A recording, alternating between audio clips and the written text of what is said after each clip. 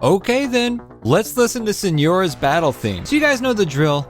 I'm a drummer. I also love Genshin Impact. Now we've been going over and listening to these Genshin Impact theme songs and breaking them down from a drummer's point of view. And the most requested song by you gamers is the La Signora battle theme. So we're gonna listen to that right now. If you like the video, thumbs up gang, where you at? Be sure to subscribe for more. Watch us streaming right here on YouTube. Let's listen to this song and see what it's about. Oh.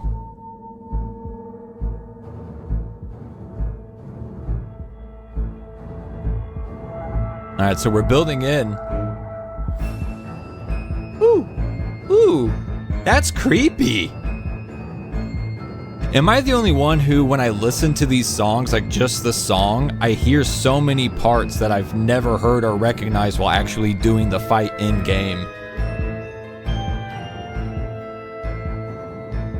So in the background, we have a very faint dun dun dun dun. You can hear that really prominently with the strings. There's actually a very mellow, it's probably a kick drum following that same pattern, giving us a little bit of a rhythmic backbone to this section.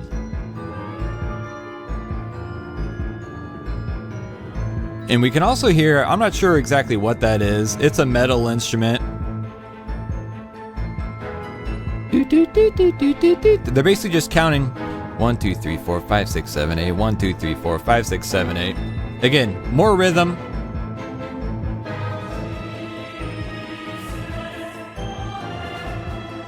Ooh, now we got a little bit of snare drum building in with these epic vocals.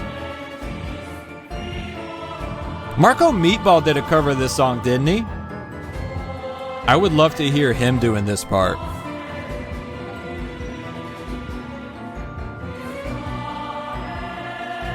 So this is a very straightforward intro section right now.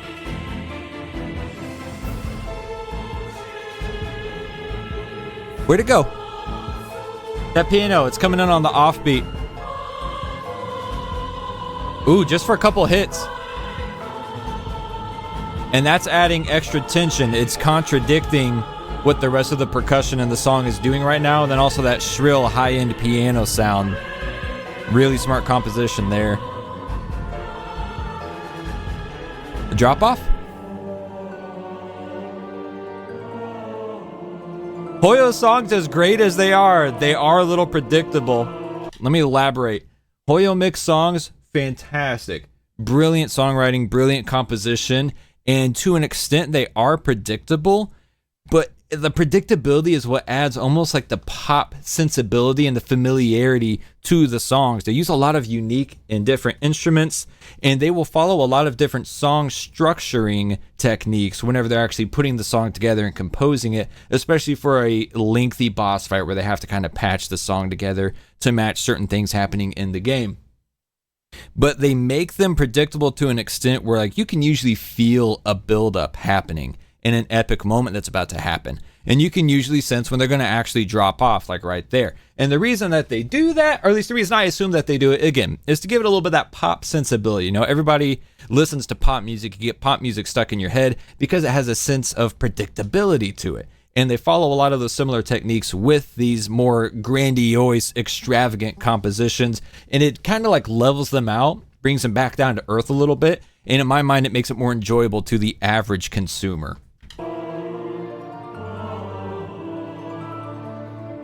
Ooh, if you're wearing headphones, they're doing some stereo sound technique. That's going from one ear to the other if you're wearing headphones. Woo! Oh!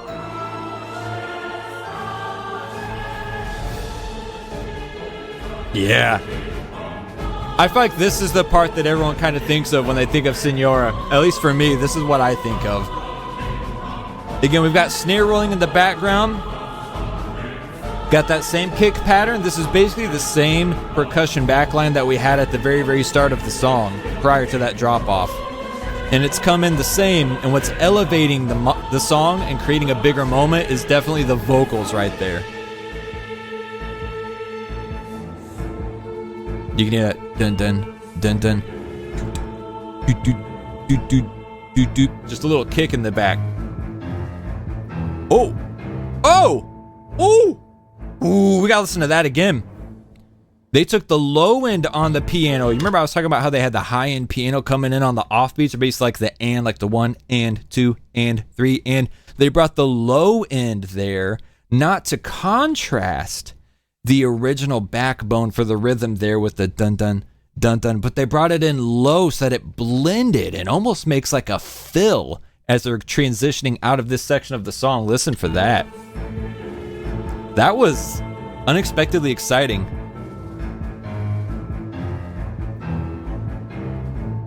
Ooh, and it walks down too. Wow. And they're walking down with the piano right there. That's literally just like a perfect transition out of one section into the other.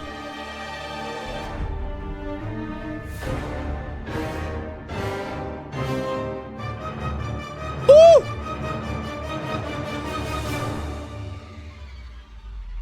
Bass drop?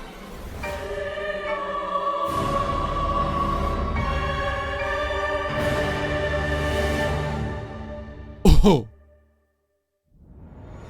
That was a lot. Whoa! Hold up! Where'd the orchestra go? We got a metal band in the house. Again, am I the one? I don't remember hearing distorted electric guitar. Just palm muting. I don't remember ever hearing that during the actual fight. That is adding such a different and distinct and aggressive layer again to that. It's pretty much the same percussive backbone throughout the entirety of the song. We've got that same little snare roll happening. Now they're adding in palm muted, distorted electric guitar. It's got that grungy, dirty, toothy feel that you just can't really replicate with orchestral instruments like they did in the first half of the song. So what they do? Two options usually. Bring in a synthesizer or an electric guitar. Usually anything that is electric and can be run through any system of pedals or any sort of After Effects in post-production. That's how you're going to get that grungy, toothy sound. So here they're using the electric guitar.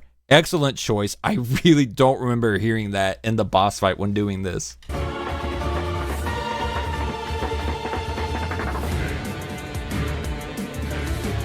Oh!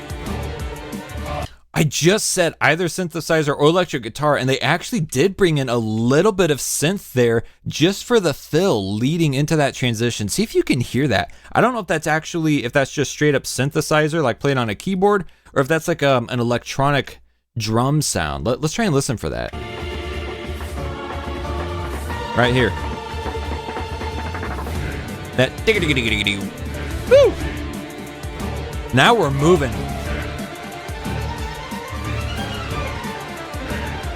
Whoa! So obviously, that percussive backline we're talking about that's been present through most of the song, completely different now. They've got a straight up drum beat happening right here. Vocals are super airy. Piano is very distinct and punctuated. Dun, dun.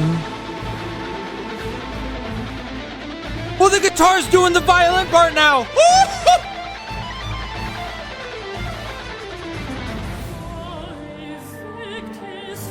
That's gonna make me sweat. I'm actually sweating. Whoa, that was exciting.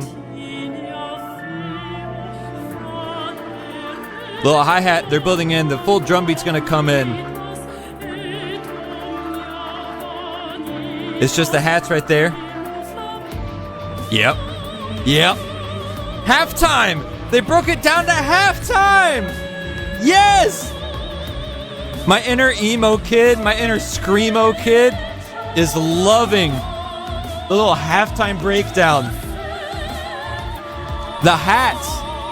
The hi-hats are still going at the original time, right? Just hitting those little eighth notes. But then the snare and the kick, rather than coming in like 1, 2, 3, 4, like 1, 2, 3, 4. That's what we mean when we say halftime. The tempo of the song hasn't changed, but the rhythm section is now playing effectively at half the speed that the rest of the song is playing at. If that makes sense. If you guys aren't familiar with what like a halftime breakdown is, that's a very rough and probably poor generalization of how they work. But you can feel it. It's usually something that you just feel, and it's extremely disruptive, which is very fitting for this section of the song. It's the kind of thing that makes you want to like headbang slowly, you know what I mean?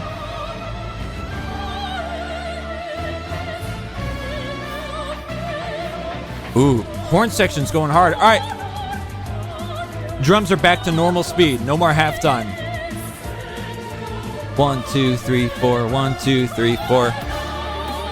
Halftime again. See what I'm saying? That's where it makes you want to just kind of bang your head a little bit. Hit your microphone, you know, whatever. Oh, the guitar right there.